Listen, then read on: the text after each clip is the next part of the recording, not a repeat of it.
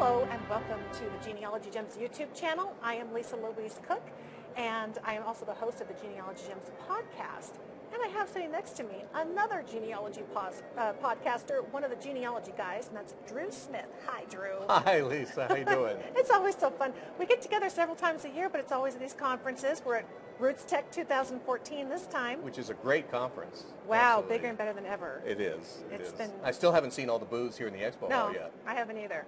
But it's so great to see new vendors and providers of all kinds of resources for family historians. Right. And that's what Drew does. He's here teaching at the conference, but he's also written a new book along with George Morgan, and it's called Advanced Genealogy Research Techniques. And I got to tell you, this has just been the buzz. Everybody's talking about it because there comes a time when you feel like you've laid the foundation and you want to somehow break open and open up a whole bunch of new leads, and I think that's what I sense that you're striving for in this book. It was. We knew that there are a lot of beginners books out there. Right. There's some really good ones, and people can master those, and then they get into their work, and they often make great progress at first. They're getting way back in time. Some of their lines they're going generation, and faster than ever before. Because they the tools are so good online and so forth. But the problem is they're going to hit that brick wall, and then they're going to get frustrated, and they need help in some general concepts of how am I going to get past this brick wall? What are the different ways I might do that? And so this book, the idea was, are there some categories of techniques that people might adopt, rather than just seeing a book of tips where you get 100 ideas, that type of thing. What if we could kind of categorize those into some major concepts and say, have you tried this major technique? Have you tried that major technique? So that was the idea behind the book. Fantastic. What is it based on the nature of the problem that you have at hand, or is it really about exploring some new techniques that you haven't tried before that are pretty universal in terms of their being applied to research dilemmas? Well, it's certainly true. There's we have 8 major categories of techniques. Right. And depending on the kind of problem you have, some of those won't be useful at all, but some will. So in some cases, you might be able to take, say, 4 of those techniques and apply it to your problem. Other cases, maybe more than that. Other cases, maybe there's one of those techniques that's just perfect for the problem you have. But really, these are universal techniques in many cases. They are things that can apply to almost any kind of problem.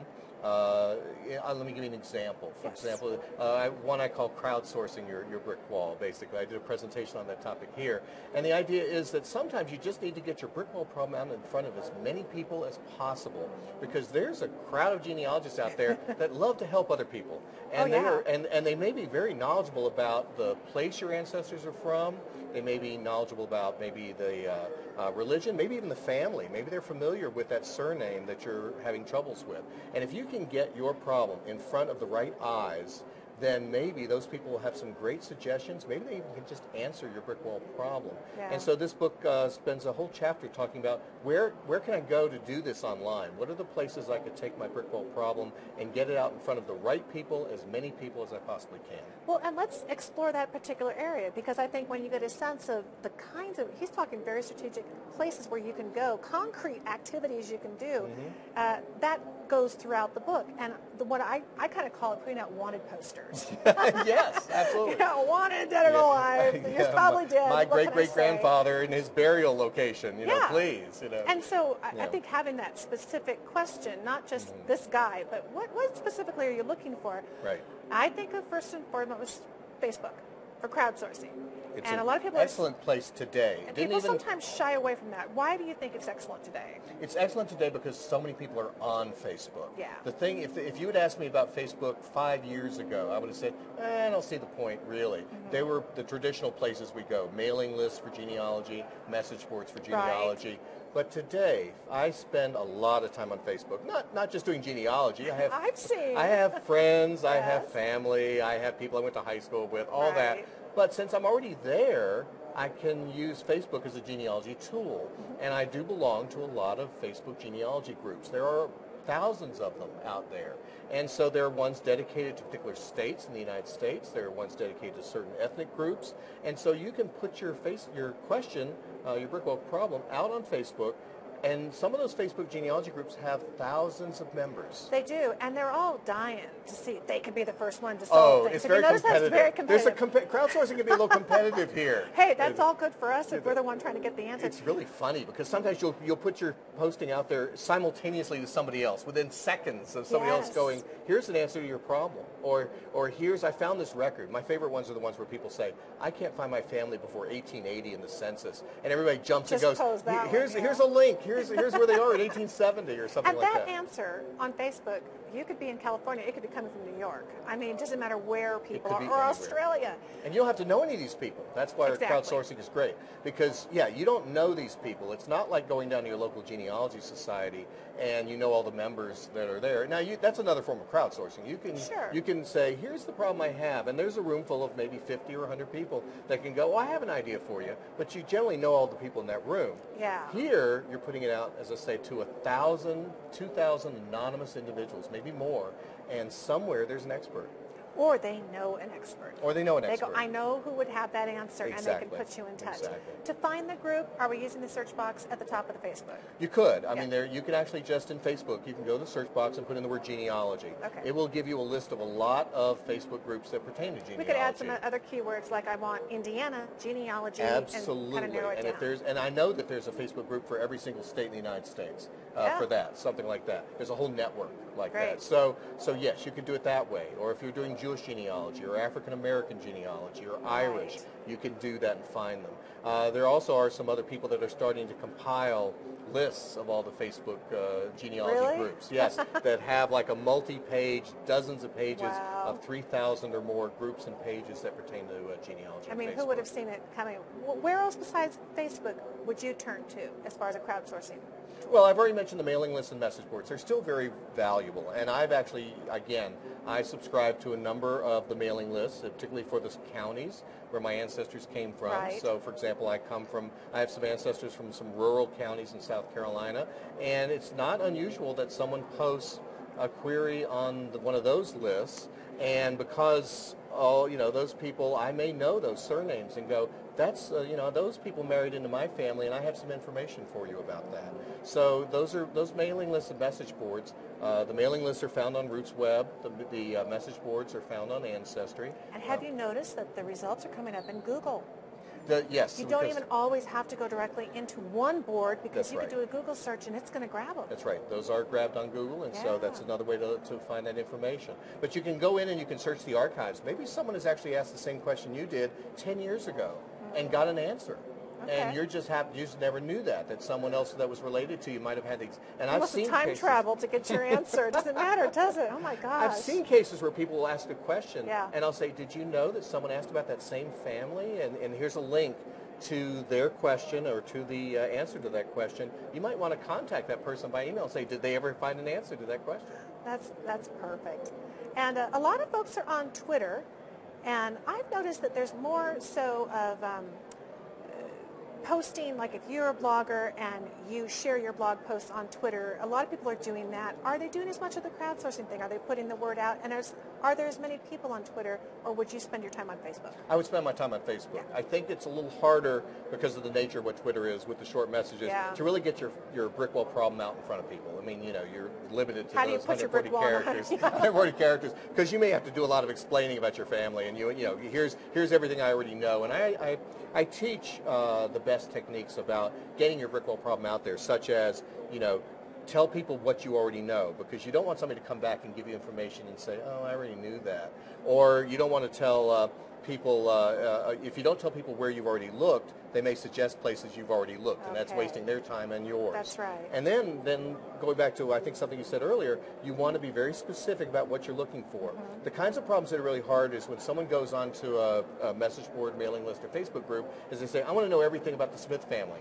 Or something, my Smith family, or whatever it happens to be. No, be more specific. Say, my, great-great-grandfather was James Smith. He was from Ireland, and he came to Newark, New Jersey in 1845. Does anyone have ideas about what county in Ireland he was from? A very specific question, and then people can focus their responses to that question. So you need to be specific. Just that prompt, just that suggestion from the book, I think helps people be a better genealogist, because oftentimes when they realize oh, that's easier said than done, putting this into a coherent question. I'm really going to have to think about, what am I trying to get? What are you trying to get? You really need to know what your goals are and what your questions are that get you to your goals. We also talk about the fact that sometimes you need to look, and another is devoted to the fact that you take all the stuff you already have. Most of us have stacks of papers at home and images and whatnot. And maybe we accumulated those things 10 years ago or longer when we really weren't very good genealogists and we weren't as observant. Yes. And so now you look at those same documents with a much more mature genealogist eye.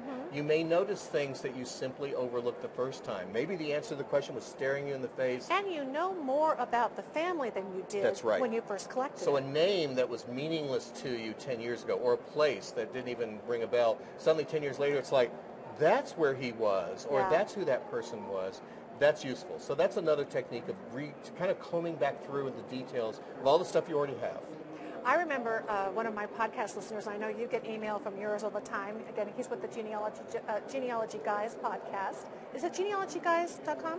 Yes, it is. Okay. Genealogyguys.com. And one of my listeners had written me, and she was, in a sense, kind of crowdsourcing. She says, I put this out to some cousins. I thought, I'll put this out to you. If you have time, take a look.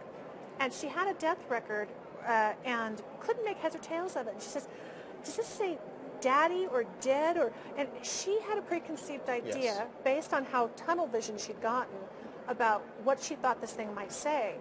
I looked at it I had no experience with it, no preconceived ideas, and I said, if I had to say, I would say it says Dubbo, D-U-B-B-O.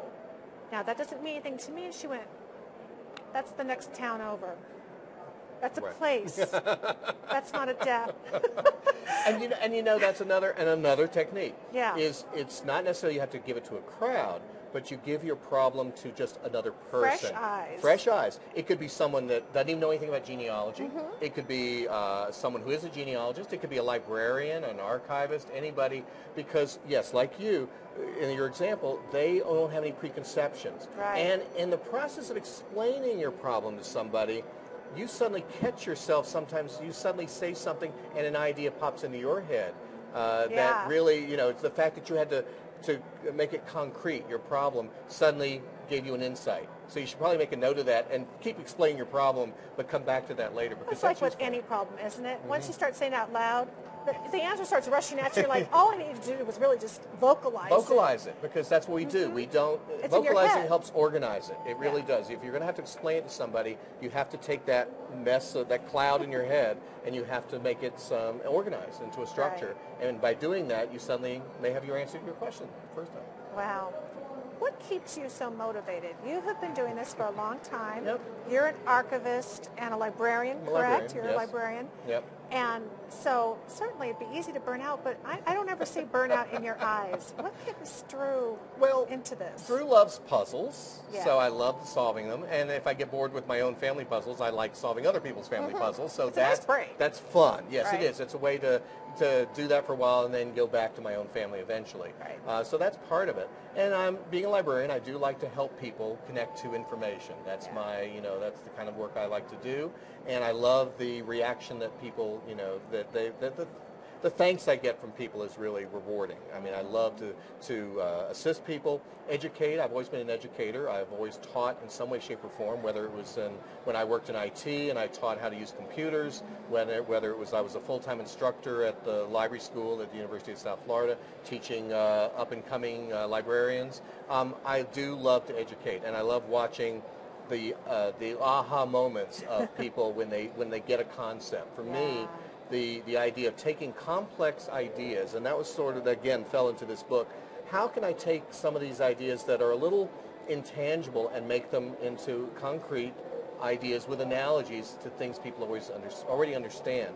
The idea of the brick wall is pervasive in this book. Even though it's not in the title, and some people thought we kind of went overboard with it, but really, every chapter is like, what if you were walking through a forest, a real forest, and you came to a brick wall? What would you do to get around it? Yeah. And there's lots of ways you can get around it. A crowd of people to help you lift you over the wall, or just use a sledgehammer and just go at it, or try to go around the wall. There's a number of ways. I said, we can visualize those things in our head. We could do that. Now, let's do the same kind of techniques and put them toward genealogy.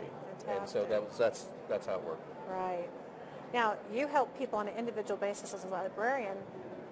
How did you get into the podcasting so that now you're talking and helping thousands of people? Well, I think it was back in 2005 when George G. Morgan and I had decided to start the podcast. I went to George and I said, there's this thing that was still kind of new, this podcasting idea.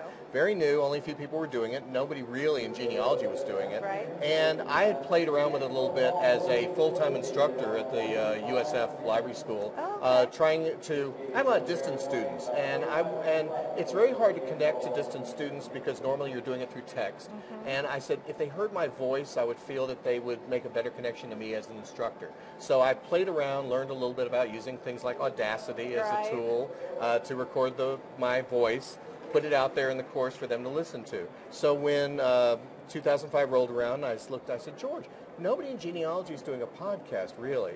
And I said, why don't we be one of the first to do this? And so that started the idea. And we just have a lot of fun with it. I mean, you have the radio voice for it, so it just seems like a natural. And I know, in fact, I hadn't even heard your show. I think you were out about 6 months. And I was racing around trying to figure out what in the world how this works. And then I went back and heard you guys, and I just thought, this is so phenomenal because every single person who works in family history has some unique take and something to offer. Mm-hmm. And the more the better. And the idea that people are actually listening in and joining the conversation. And they are. And they're listening in at their convenience, whenever they want.